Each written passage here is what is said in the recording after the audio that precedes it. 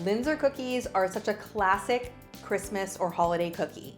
They're not just a shortbread cookie with a jam filling. They're kind of an almond shortbread cookie that is super delicate and super flavorful, and you really can fill them with whatever you like. I know you're gonna love this recipe. Super easy to make. Let's get started.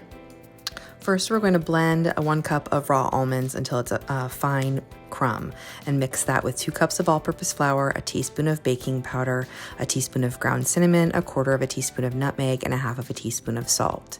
Then cream a cup of butter with 2/3 of a cup of granulated sugar.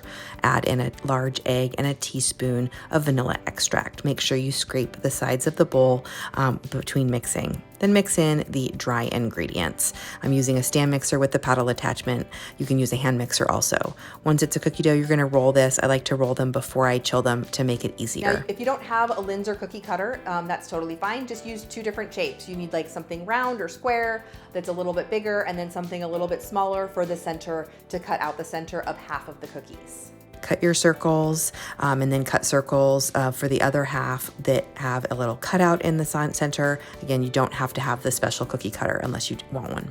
And then when it's time to sandwich them, I'm using raspberry jam, but you could use lemon curd, Nutella, any flavored jam. Really anything that you like goes with these cookies. Anything that pairs well with almond, it's gonna be delicious.